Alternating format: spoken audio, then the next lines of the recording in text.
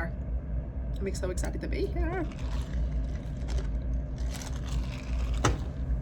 Okay.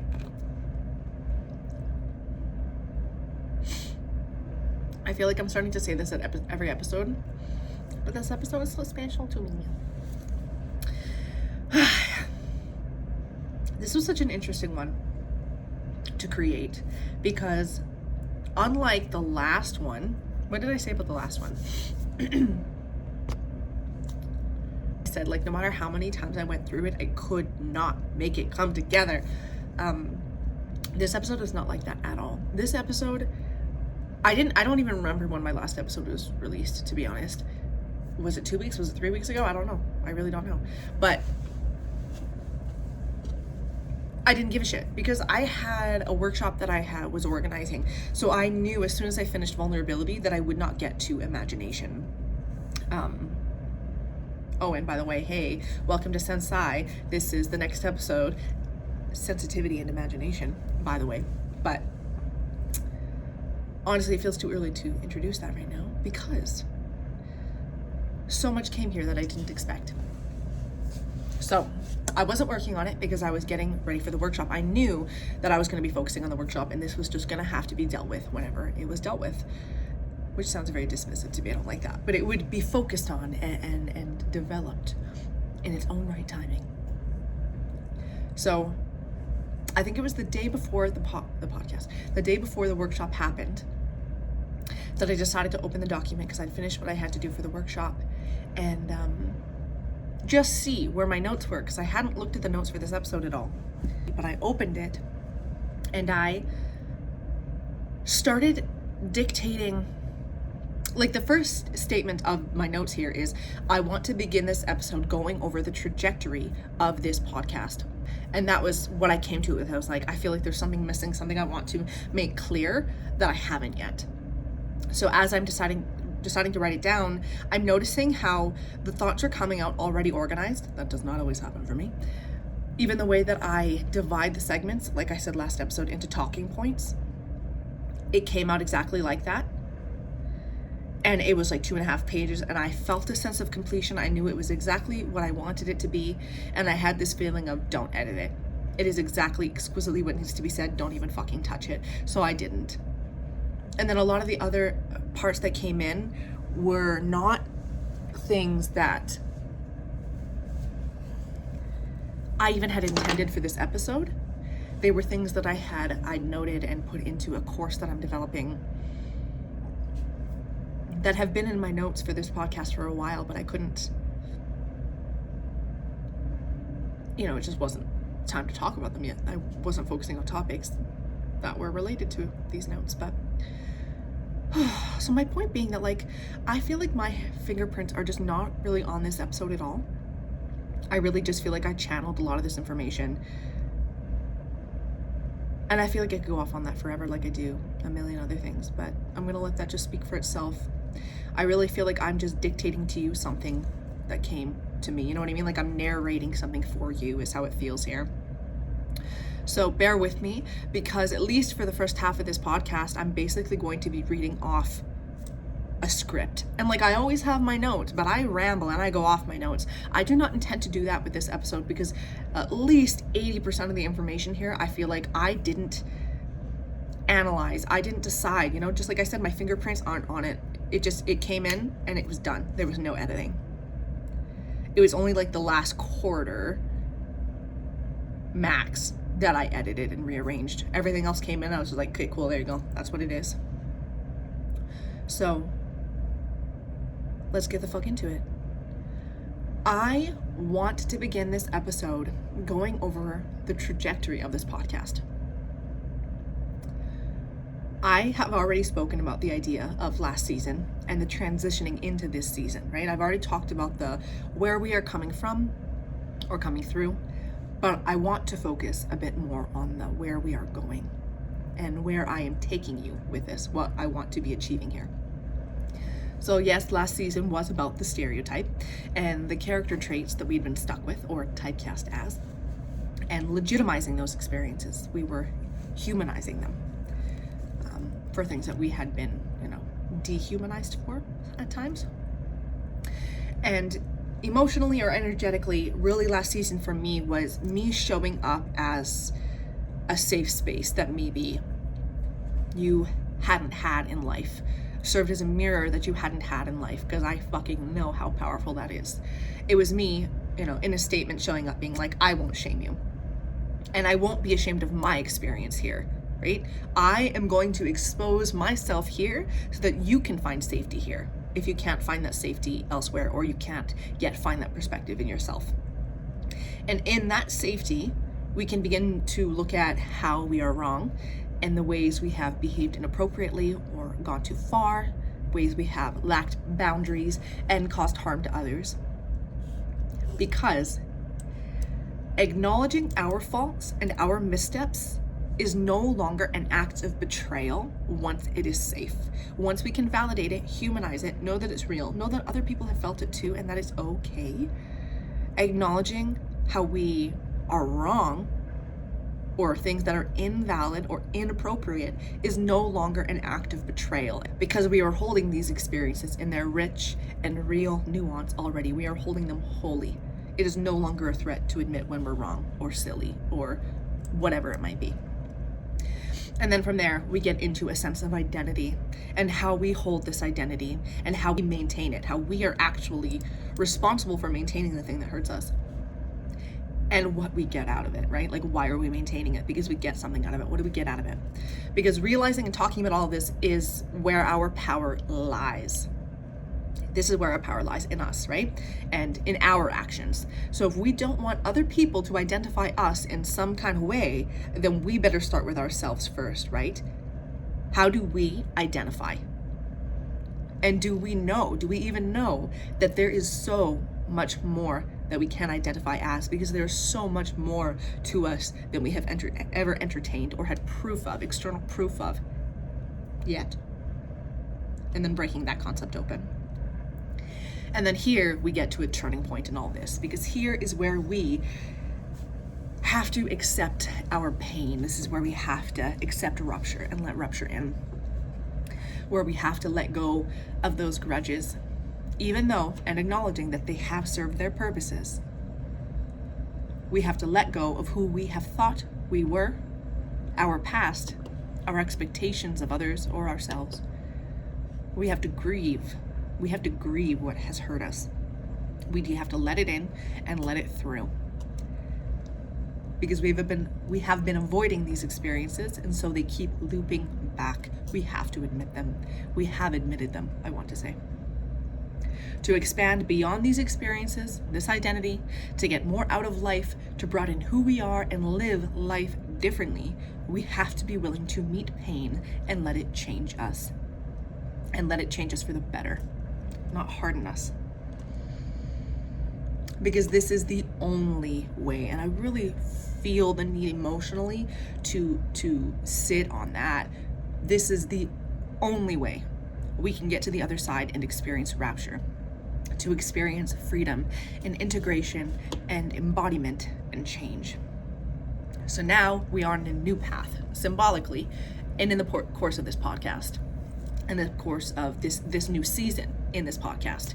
So I want to preface this to the imagery that I'm really focusing when I am lining this out here, when I'm describing, because I've recently rearranged the next, including this one actually. This one wasn't actually supposed to be right after vulnerability, but the next 5 episodes I think I've kind of rearranged recently. And it was funny because as I was finishing the notes for vulnerability, I put this down there because I thought of it. And then as soon as I was like, why is it not organized like this? This is literally the only way for it to be. That's crazy that I didn't do this before. But the imagery that I'm thinking of with it is the Genesis. And I obviously, I know that comes from the Bible, right? But I will be very clear here. I have never actually read the Bible. I've read parts of the Bible, but I've never read the Bible. So this isn't my source here. My source is more, I think the documentary is called The Zeitgeist or whatever.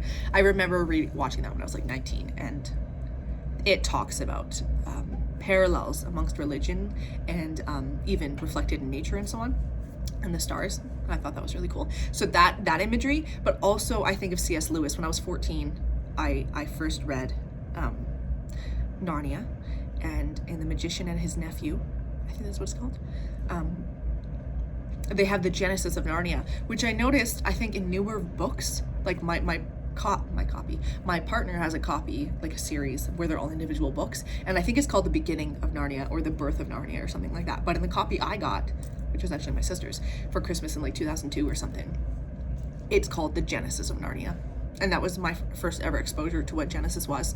So anyway, when I'm thinking about it, that is the imagery that I'm thinking of. I'm thinking of that initial hum of life and that awakening to itself, and then things growing from there. This openness, this sense of anything is possible, right? This formless information, everything is buzzing and can come to be, and the forms that it takes. This is really the imagery that I think of. And I'm assuming now that I've said this, if you've listened to previous episodes, you'll be like, oh yeah, that totally tracks with what she's talking about. She was definitely thinking about this when she wrote other things. Because yes, indeed I was. So back to this intro section. Let's see what I said here. So now we were on a new path, symbolically and in the course of this podcast and in this season. And I think this is it's not, I don't think, I know it. I know that rapture, right? Ending last season with rapture, beginning it with rapture. This was exquisitely what it was in sensitivity as rapture, right? The first episode of this season, I talked about the way we view death and fear death, even if it's just a symbolic, emotional ego death, but it's actually a part of a life cycle. And you can also see it as a rebirth. That is exquisitely what I'm talking about when I'm thinking rupture and rapture. Rapture is a rebirth. You avoid pain because it means death on whatever level, whatever plane, when really it's a rebirth. And as soon as you admit that, you can then experience that rapture. You can experience that rebirth. And again, just ties into all this here. The new path begins at the beginning. Rapture, rebirth. And the beginning is a big bang. It is a nothing to a something. A lack of awareness to consciousness. So this season, after reestablishing things with rapture, we began with energy.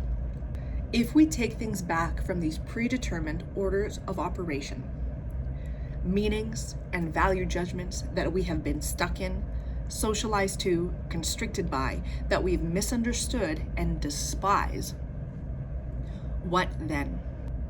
What does that mean for our identity? What precedes these things? What does that mean for our identity and our ability to cultivate a new, truer one, if none of these forms are inherently true? Sensitivity is a place of subtlety. It is the domain of energy, of impression, of delicateness, of vulnerability. It is where things begin. And correct me if I'm wrong, but as a sensitive person, the large imposing forms, which I put all in capitals, the large imposing forms being plopped down on vulnerable possibility and the big boots trampling over a seedling is against our nature. It goes against our better judgment. It goes against our instinct, because when current convention is put forth, when current convention is put forth as the ultimate source of rhyme and reason, we cannot sense subtlety. Possibility is squashed, it is vanquished, and we lash out because we feel deprived of any sense there is in life and in living. And then I quoted Led Zeppelin, our spirit is crying for leaving. We do not know how to operate in this paradigm and we want to escape it.